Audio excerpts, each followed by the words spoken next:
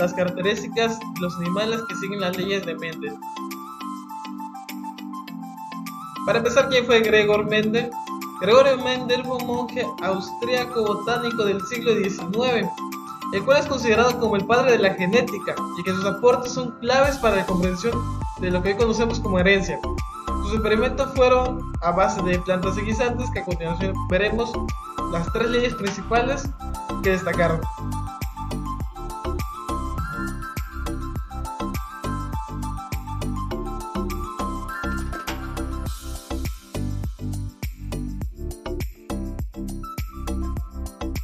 Los caracteres genéticos están controlados por factores que se encuentran a pares de cada organismo. Recordando que los cromosomas se emparejan durante la meiosis para segregar los gametos, y de esta formación de gametos debemos recordar que son segregados de manera al azar, de tal manera que reciben uno u otro en igual probabilidad.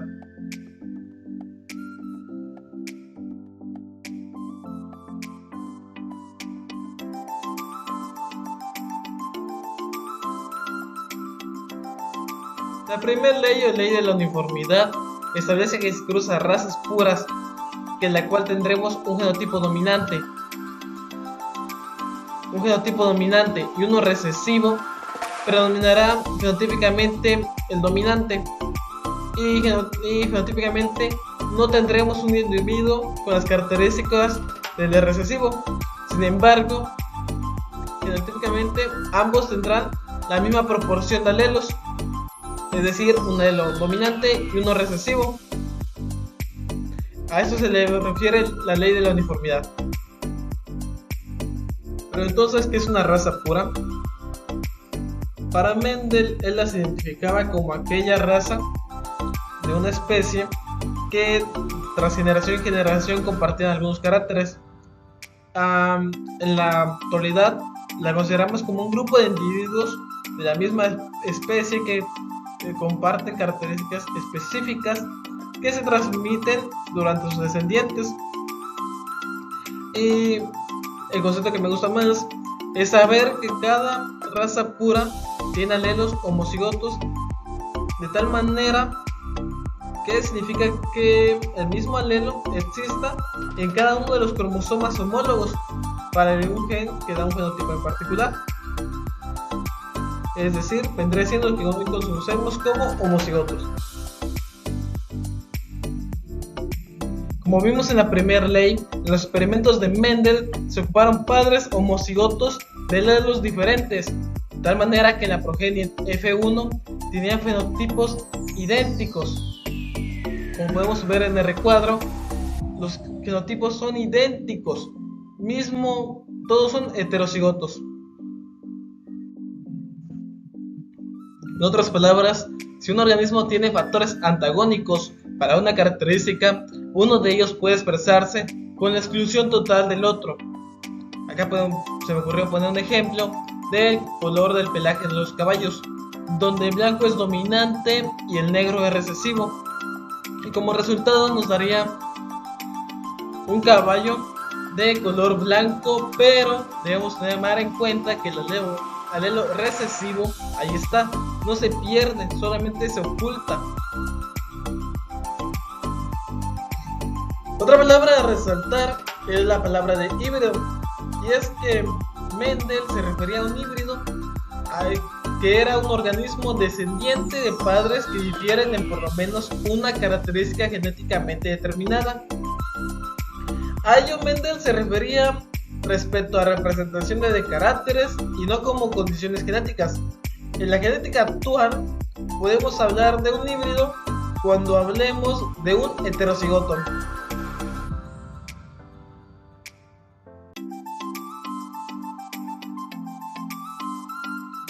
Ok, en la segunda ley de Mendel o ley de la segregación se refiere a que recordando que durante la formación de gametos, cada alelo par se separa del otro miembro para determinar la constitución genética del gameto filial. Los dos alelos se codifican por cada característica y son segregados durante la producción de esos gametos. y por cada característica un organismo hereda alelos de uno, hereda dos alelos, uno del padre y el otro de la madre.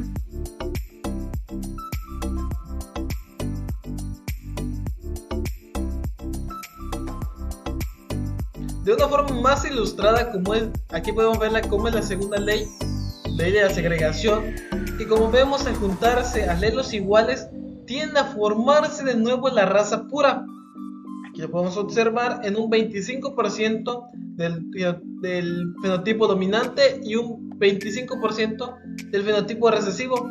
En este 25% ya se volverá a apreciar el fenotipo del alelo recesivo, que podemos ver aquí es 25% de los gatos con labores grises, y 50% de ellos van a permanecer heterocigotos, es decir, 75% van a seguir apareciendo con el fenotipo dominante, pero no significa que tengan la misma composición genética.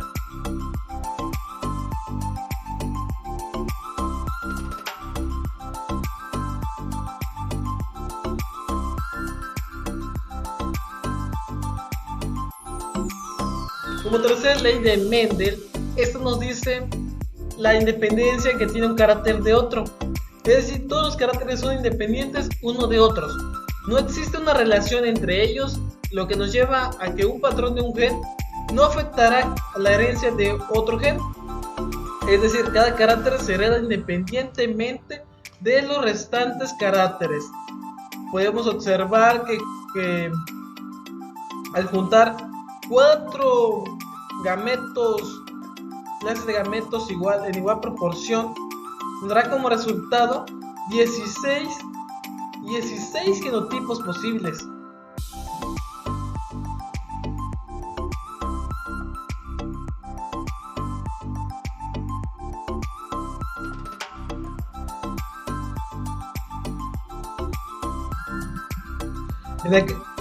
En aquel tiempo, Mendel no supo explicar los casos singulares de la tercera ley, ya que no se contaba con suficiente conocimiento del tema, pero hoy conocemos algo como herencia ligada al sexo, que se refiere a la transmisión de genes que están ubicados en los cromosomas sexuales, ya sea X y Y, y esos genes se producen porque viajan ligados al mismo cromosoma. Un ejemplo de herencia ligada al sexo es el de, por ejemplo, la raza Aguirre de ganado lechero. El color caoba y el blanco depende de un gen CN dominante en el macho y recesivo en la hembra. Su alelo del macho rojo y blanco, mientras tanto, sería RCR, que sería dominante en la hembra y recesivo en el macho.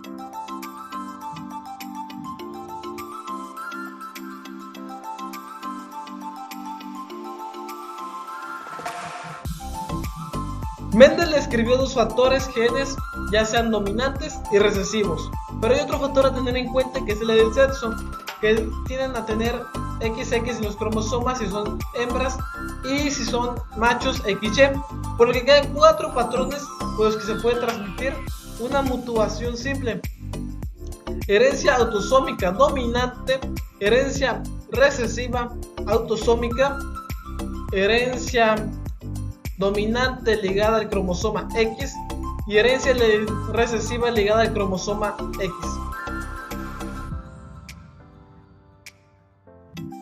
Para ver lazos entre individuos se utiliza un pedigrí, en el que podemos ver la composición de individuos sanos y enfermos o abortos, así como podemos ver alguna característica que queramos saber.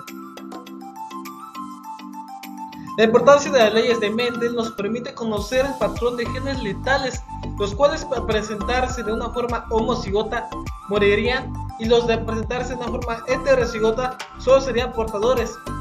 Aquí podemos ver el cruce de 2 individuos de alelos heterocigotos, pero que proceden a tener 50% de heterocigoto, que tendrían los que serían portadores, 25% gallinas normales y 25% de las gallinas que morirían al ser homocigotos. Y aquí presento mi bibliografía que ocupé